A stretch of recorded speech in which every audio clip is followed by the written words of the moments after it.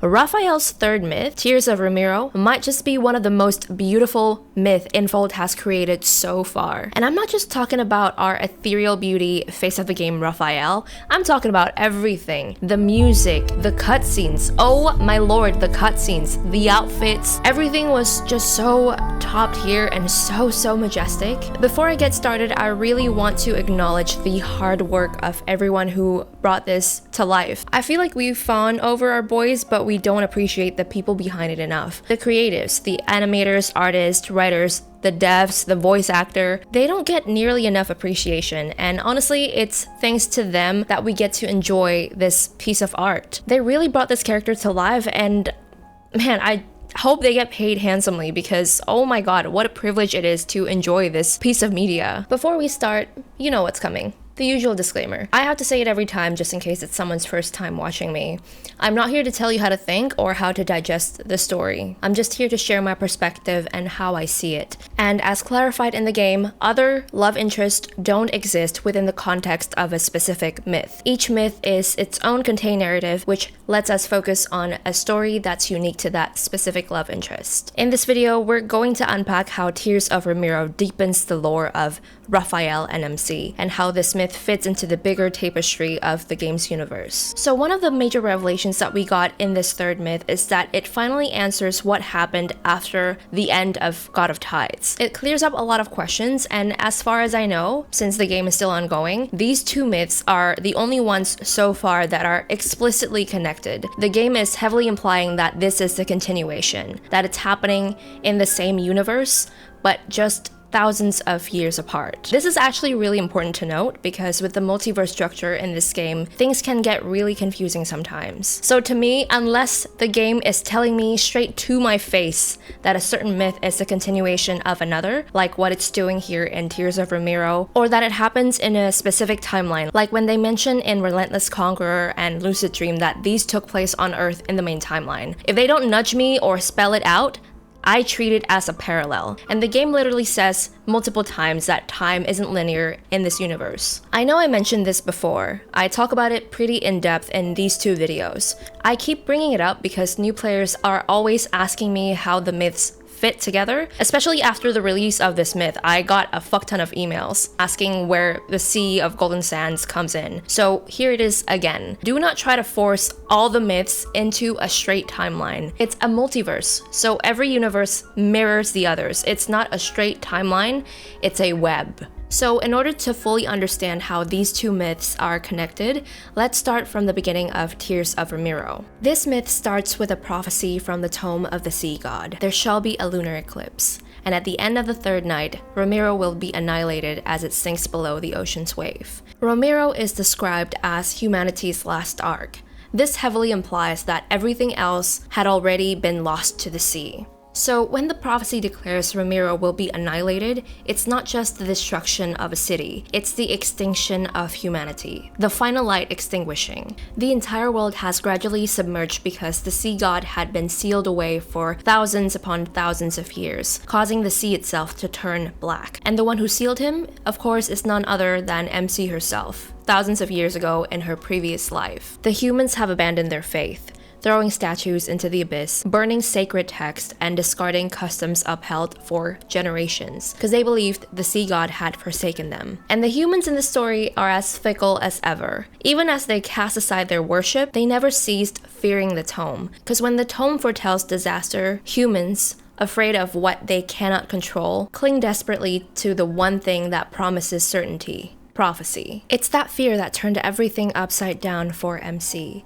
She went from being loved and revered as the bride of the sea god, the heir to Romirro's castellan, the city's hope, to suddenly becoming their scapegoat. All it took was a single prophecy. The moment the Tome warned of catastrophe, the people turned on her. And suddenly, the same hands that once offered gifts now locked her in chains. And the one who imprisoned her was Håkon, a former minister who once loyally served the city. He understood just how easily humans could be manipulated, how swiftly they abandoned reason for fear. Realizing how MC was the only one who could read and interpret the Tome of the Sea God, he seized the chance to exploit her. Håkon planned to harness the hysteria caused by the prophecy, forcing MC to falsely interpret interpret the Tome in his favor and legitimize his power. But throughout the years of imprisonment by Hawkern, MC had been secretly conversing with the sea god himself. And just before she was about to be used again by Hawkern, he spoke to her, offering to help her escape. When the eclipse hangs high and the tides flow back, you only need to remember two things: the sea god's Summoneo staff, the sea's Ritualis hymn.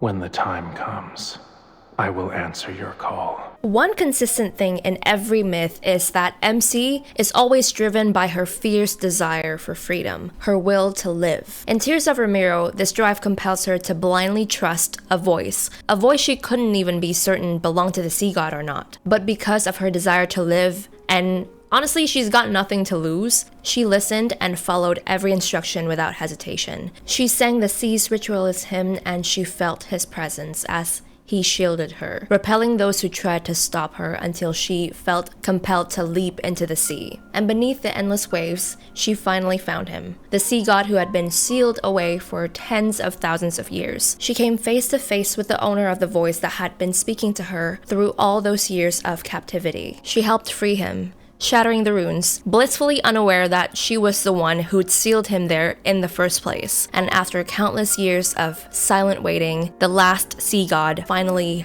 reawakened. One thing that I really love about all this is how even though they were both trapped and isolated, Rafayel at the bottom of the ocean, MC locked away on land, they slowly became each other's only source of comfort. For Rafayel, those endless years in the deep were nothing but silence and the rattle of his own chains, with nothing but memories to keep him company. He would build entire worlds in his mind just to pass the time, but then MC's voice cut through that darkness, and she's loud, she's a little rude, but so full of life that it was impossible to ignore, and he can't help but use what little strength he had left to reach out to her, because to him, her voice was like a ray of sunlight breaking through the endless dark sea. And for MC, when she first heard him, she thought she was actually losing her mind from being locked up for too long, and she didn't even trust him at first. But over time, she actually found herself waiting for him, and his voice made her loneliness bearable. In a way, they both made each other's suffering just a little less miserable, almost like they were keeping each other afloat in the middle of all that darkness. And I think it's such a nice mirror. Both of them are trapped, not just physically, but because of the roles they were forced into by fate. Neither of them ever asked for any of this, and yet somehow they end up being the only person in the world who truly understands what the other is going through. It's kind of poetic, actually. So once Rafayel was free and they're back on land, Rafayel went after the people who had abused RMC, and he even offered to kill them for her, which honestly, I find that so attractive. When a man offers to kill someone for me, I'm all yours. But this wasn't for nothing. This wasn't coming from nowhere. So even though they'd been talking to each other all that time while they were both trapped, they're still basically strangers. Rafayel remembers their bond, and they both know that she's supposed to be his bride, but at this point, none of them remember what happened in the past and how she became the bride of the sea god. Rafayel had been in a deep slumber for thousands and thousands of years. His powers haven't fully returned yet, and they're both kind of starting over. Aside from their bond, these two, even though they're strangers, they're kind of bound to each other because they kind of have the same goal. MC, who's just gotten her freedom, needs Rafayel, the sea god, to save Romirro so she can actually live and not just immediately die after being released. But for that to happen, Rafayel needs to get his power back.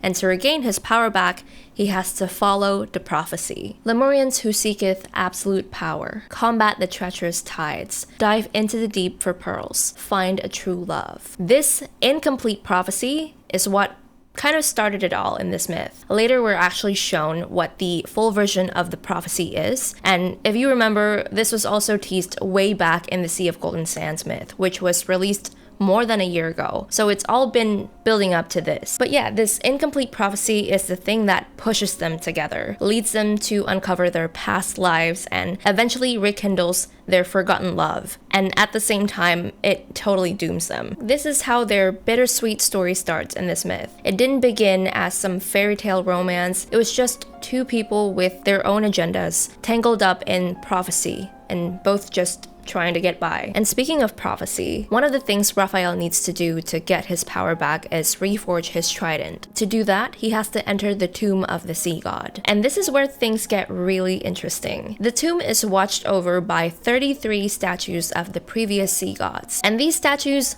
aren't just decoration, they're alive. So usually, the sea god is supposed to battle through each level and defeat all 33 statues to prove himself. But Rafayel, he just cheeses the whole thing, outsmarting the statues and zipping past them before they could even register what's going on. For Rafayel, it's not about brute force, it's about efficiency. He's not like a dumb brute. He skipped the entire traditional grind. This is honestly one of my favorite scenes in the myths, and it's hilarious and it's so on brand for him. So when he finally reaches the altar, this is where the game really starts connecting the dots back to the God of Tides myth. The puzzles start clicking into place. The altar speaks, and a part of Rafayel's power is restored. In that moment, MC gets a vision. She sees the exact moment they formed their bond, centuries ago, before Rafayel was ever sealed away. In Lemuria, a bond best represents an everlasting vow and oath.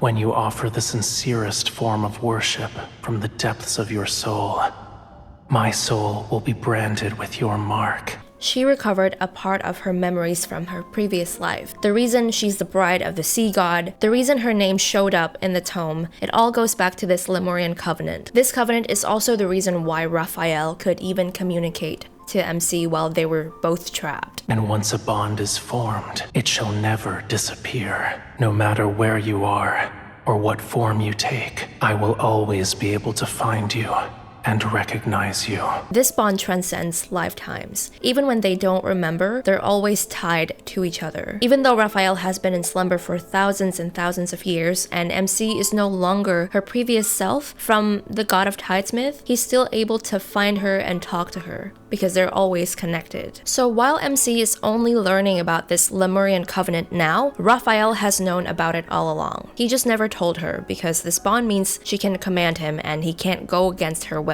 It's basically a vulnerability for him. And after seeing how nasty humans are in this myth, I kind of get why Rafayel kept it a secret. Like, imagine just telling a random human that she actually has the power to command you, a god. Especially when you just got your freedom back after being chained up for thousands of years. That's a huge risk. And I don't blame him for being cautious. And also, the writers did such an amazing job of portraying how fickle humans can be in this myth, of how fast they switch from loyalty to hatred and then right back to flattery the moment they're scared or impressed by power. It really makes you see why Rafayel just doesn't care about human opinions and why he holds so much disdain for their shallow devotion. After watching how quickly they betrayed MC and just as quickly they went back to worshipping Rafayel when it benefited them, I understand how he feels. These are creatures driven by survival and self-interest, but I wouldn't say that they're that different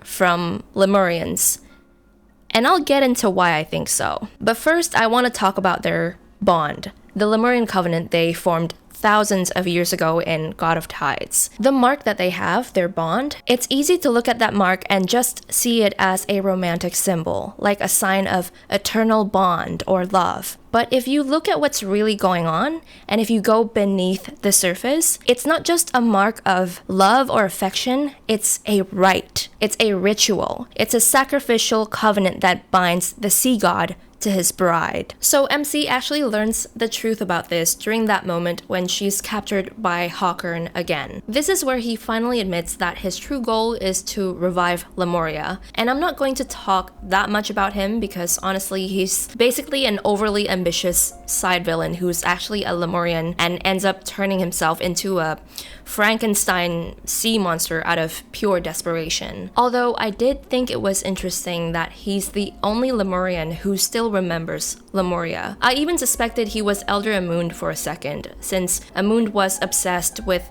reviving Lemuria back in Sea of Golden Sands. But the game never really expanded on that, and then Hawkern just died, so I'm not gonna wreck my brain over a side villain who got clapped. Still, I kind of felt bad for him because all he wanted was his home back.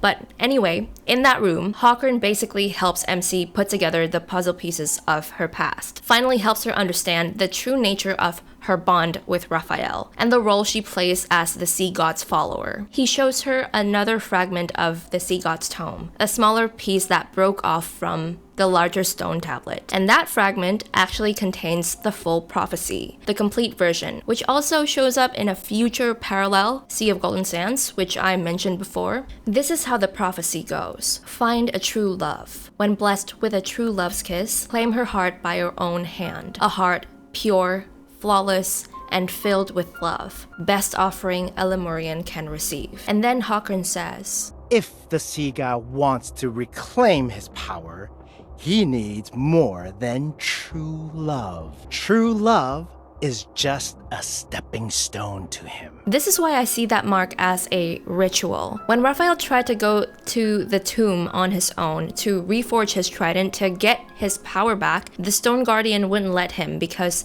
the mark on his soul was never actually complete. The ritual he was supposed to finish to reach godhood was never completed because in Lemurian terms, offering your heart isn't just a poetic way of saying I love you, it's literal. The covenant demands both devotion and sacrifice. To me, when they're offering their hearts to each other here in God of Tides, saying things like I'm willing to offer you my heart and I gave you my heart, like on the surface it's a love confession, but underneath there's this ancient soul-binding ritual happening that neither of them fully understands in that moment. To complete their bond mark or the ritual, each sea god doesn't get to cherish the hearts of their beloved or protect it. They have to take it, literally. But Rafayel never made the sacrifice, even though MC was willing. He just couldn't do it because he loved her too much. And this whole rite, this completing of the bond mark, is something that every sea god has to complete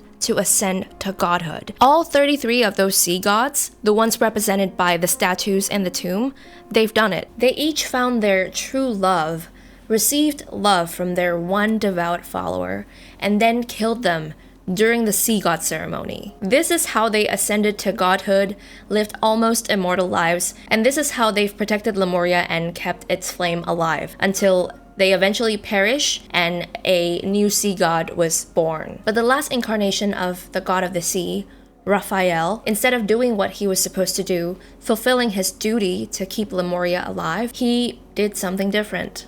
He gave Lemuria's flame to MC and sent her away to find another way to keep Lemuria alive, to find a wake mentioned in legends, in a place where all oceans converge. Rafayel did this because he realized that the method Lemuria had been using to keep its flame alive and its civilization alive had been wrong. This is why I said earlier that the Lemurians are not so different from humans. This so-called glorious civilization, a place where gods existed and legend said they were pure and didn't seek war, well, it turns out they're not as righteous and idealized as humans thought the legend said. I mean, how different can you really be from these so-called greedy humans when at the core, your civilization's flame and the ascension of the god you worship depends on sacrifice, on blood. The Lemurians, their actions are also driven by survival and self-interest for the sake of self-preservation. When Rafayel handed the flame to MC instead of going through with the ceremony,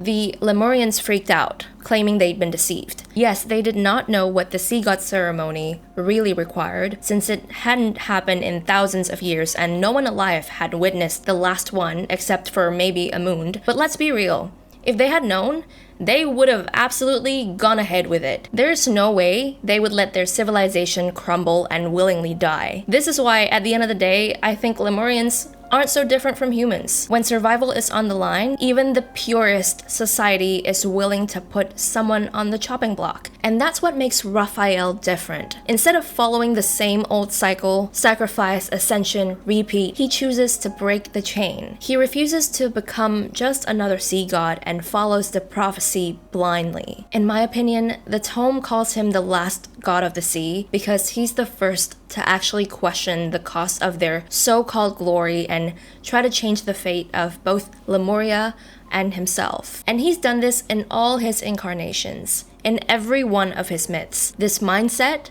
this refusal to accept things as they are, is always there. So during whatever journey MC took to find this wick Rafayel talked about, she learned something crucial about Lemuria's existence. Lemuria was a civilization that should have never existed. Destruction was its predetermined fate. The last god of the sea perishes, along with Lemuria. It's not a slumber, it's oblivion. He will disappear from this world. MC was of course mortified when she learned about this, so she went back to Lemuria and used the power she had over him to seal him as a desperate act to keep him alive, imprisoning him forever in the deep sea until Lemuria is ready for rebirth. Until the world reaches that moment, he won't be awakened. And that moment didn't come until MC was reborn tens of thousands of years later. After sealing him, MC said the lines we first saw back in God of Tides. I fucking love the way the writers are connecting everything. Like, this is such a nice and subtle way to imply that these two myths are connected. Like, they've been planning all this since more than a year ago. It's such a nice way to connect everything. Also, notice how it says Siren's Ballad Act 3. So since we know that Rafayel used to be an opera singer in Verona, based on his third anecdote, was it third or second? I don't know. Yeah, since we know that he used to be an opera singer, is this something that we're gonna see in the main timeline? Like, are we gonna get opera singer Rafayel? But yeah, anyway, back to Tears of Romirro. After realizing the truth, MC feels incredibly guilty after she realizes that she was the one who sealed Rafayel, almost blaming herself and thinking she's selfish for not sacrificing herself, for wanting to live. Honestly, she had every right to want to survive. She had every right to fight for her life. And the truth is, their meeting was just a twist of fate. When she first met Rafayel in God of Tides, the oath they made, the kiss, it happened only because she was about to be sacrificed. She didn't ask for any of this, just like Rafayel didn't ask to become the sea god. They're both unwilling participants, bound by the strings of fate, pawns in some cosmic game. Just like MC never wanted to be a sacrifice or the bride of the sea god, Rafayel didn't seek the flames that marked his destiny. He was found bathed in flames under the union of dusk and dawn. He just freaking spawned out of nowhere and anointed without a choice. He never wanted the burden of godhood, and he never wanted to be an instrument for Lemuria's preservation. From the start, neither of them had any agency over the roles fate forced on them. They're both stuck carrying the weight of destiny and desperately trying to reclaim some control over their own lives. And honestly, MC sealing Rafayel is her way of returning the favor. It's a powerful mirror. Just like how Rafayel gave her the flame instead of completing the sacrifice, she now chooses to seal him instead of letting him vanish forever. They both betrayed their divine roles for each other. That is romantic as hell and tragedy coded to perfection. They tried to fight the prophecy and fate again and again in this myth. At the end of Romirro's short summer, they did everything they could to prevent the prophecy from happening again. The eclipse. Rafayel used the very last of his divine power to hold back the disaster, just so Romirro wouldn't sink beneath the waves. He literally pushed himself to the brink of disappearing, using up everything he had, all because MC didn't want Romirro to sink. Listen, that man was ready to risk it all. He was dying at the end of it. But he's in absolute denial, and he was pretending that he was okay the whole time. And speaking of denial and pretending, ever since they both saw that flashback of MC sealing him and realized that to complete the ritual, Rafayel would have to take her heart and kill her, he's been running from the truth because he said this. What I want is a heart with pure and utter devotion. Its love for me should come from the very depths of one's soul. The answer is clear. Your heart is of no use to me, for now at least. To me, it really feels like he doesn't want it to be true. They both have fallen in love with each other. He knows it, and she knows it. But since it's what the prophecy said, that they need to fall in love, it's almost like he doesn't want it to be true because he knows that he's gonna have to kill her. At that point, he didn't even care about getting his power back if it meant killing the one person he loves, his bride. He was literally ready to leave and die alone, using the excuse of looking for pearls and never come back. It's honestly so bittersweet and a little funny seeing them go from strangers who found the idea of falling in love with each other completely repulsive to realizing that their love literally caused the destruction of an entire civilization. But even though they've managed to escape their fate thousands of years ago, this time they couldn't escape it. MC was not about to let Rafayel disappear. They had one last moment together. And that kiss they shared in the cutscene, it's so beautiful, intense, and reverent. It's almost like Rafayel is worshipping her because he really believes it's their last moment together. This man was really about to die alone. The look on his face says it all. This is a farewell. But we all know how it ends. MC uses the power of their covenant to finally, truly give him her heart. With that, she ends their everlasting bond, finally completing the sea god ceremony, the ritual that they avoided thousands of years ago. The Lemurian legends dictated that love and the bond shared with their follower were restraints, weaknesses that each sea god was supposed to sever in order to fully ascend to godhood. Yet, ironically, this exact bond, their love, seen as a weakness, became MC's greatest strength. It gave her, someone who once feared death and fought desperately to survive, the courage to embrace sacrifice for the person she loved. And from her sacrifice, Rafayel gained his power back. And with that, the Lemurians awakened from their long slumber, and Whalefall City was reborn. But that's not actually the end. If we look back at God of Tides, it describes what happened after this. Okay, so the part that goes, no one knows what happened that day, that's them all falling into slumber thousands of years ago, when Rafayel gave MC the flame. Now, after her sacrifice and Whalefall City's rebirth, every Lemurian who fell asleep all those years ago suddenly gets their memories back. And Rafayel, the sea god, walks out of the temple alone, holding a small, pulsing flame. This is the flame Rafayel gave to MC, but now instead of fading out, it's renewed, pulsing with life. And this part is also interesting. No Lemurian has ever seen the sea god's follower. Obviously, they're talking about MC. She spent some time in Lemuria in God of Tides. And then when she sealed Rafayel, they all forgot what happened. They turned into the citizens of Romirro. And then now, when Lemuria is reborn, my guess is that when it says no Lemurian has ever seen the sea god's follower, I think it means that they forgot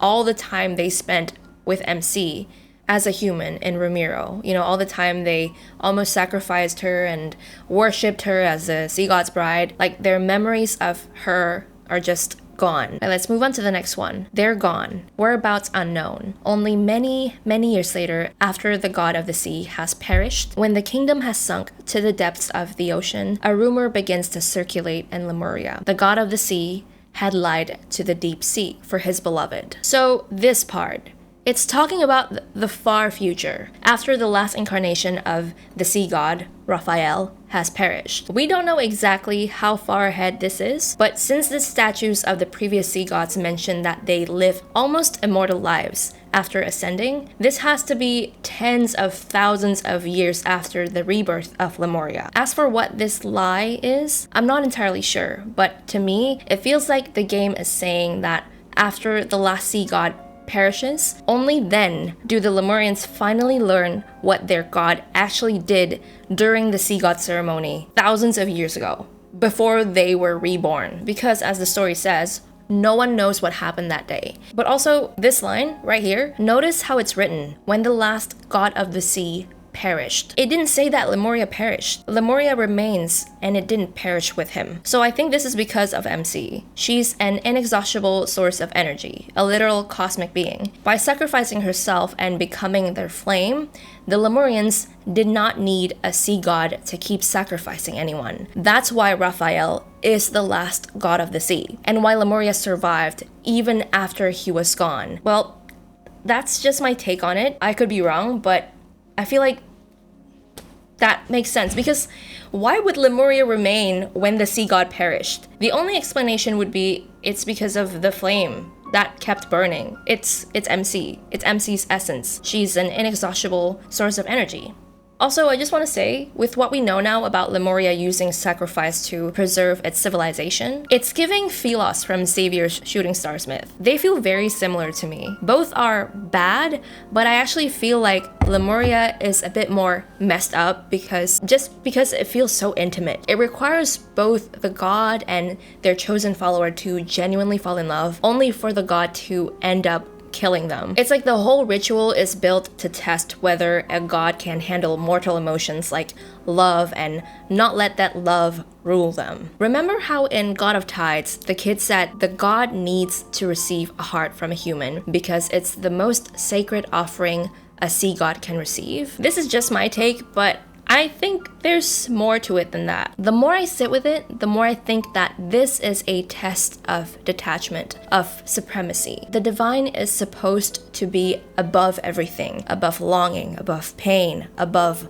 love. If a god can sever their own heart, kill the person they love most, and still carry on with their duty, then they're no longer bound by human weakness. And since I'm already comparing these two civilizations, Xavier's Philos and Lemuria, what's really interesting is that Lemurians, even though they're not humans, Philosians aren't really humans too.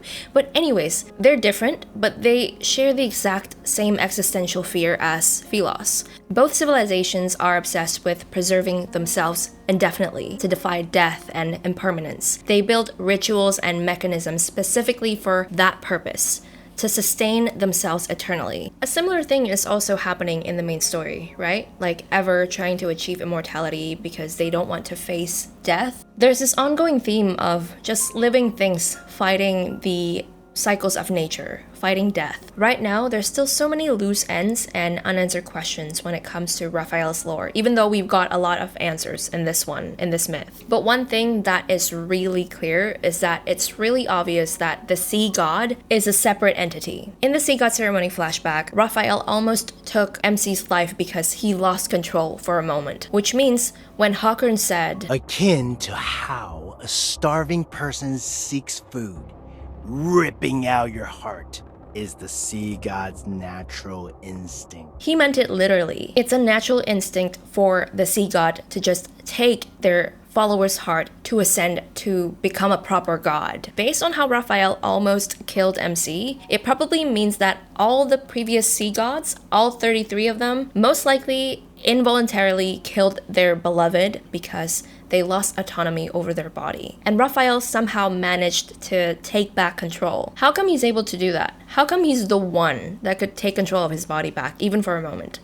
Actually, there's this recurring pattern of main characters losing control and autonomy over their bodies. Rafayel with the sea god, Caleb with the touring chip, Silas in Beyond Cloudfall Myth, and Zane too in the main timeline. And even MC, low-key almost did in Long-Awaited Revelry. I talked about what I think this is for MC in my MLQC video, but yeah, pretty much everyone's experienced this, except for Xavier. The closest thing to him losing control is when he passes out from his evil suppressor necklace thingy. But that's not really the same. He's not becoming someone else. But anyway, the point I'm trying to make is that in a story so centered around cosmic origins, gods, advanced technology, and intricate multiverses, this whole idea of losing control really highlights a central theme. No being can fully escape the laws of the universe, fate, predetermined endings, destiny, whatever you want to call it. And honestly, that's what makes their struggles hit so hard. Even the strongest characters, a literal god, can't outrun fate. We also still don't know how MC and Rafayel actually formed their bond in the main timeline, or how Lemuria got destroyed in the main timeline. Yes, we know they were experimented on by Ever, and we know that Ever might be using RMC to capture Rafayel. If not Ever, then I don't know who this might be. Maybe we're gonna get a new villain or something. But how did Lemuria in the main timeline actually fall into ruin? When Ever discovered Lemuria in 2034, after summoning or creating MC after receiving a signal from deep space, Lemuria was already in ruins. So what actually happened? And also, when Rafayel gets taken over by the sea god in Prologue to Tomorrow and calls MC a traitor, now that it was revealed that MC was the one who sealed him in Tears of Romirro, and since we know that all the universes in this multiverse kind of mirrors each other, I feel like we might see what he really meant by that in the near future. And I think the that card, the really hot one, the one where Raphael bites MC's hand. Oh, fuck, I forgot what it's called. That card that dropped over a year ago might have actually been foreshadowing what happened to him in the past in the main timeline. You're gonna lock me up again.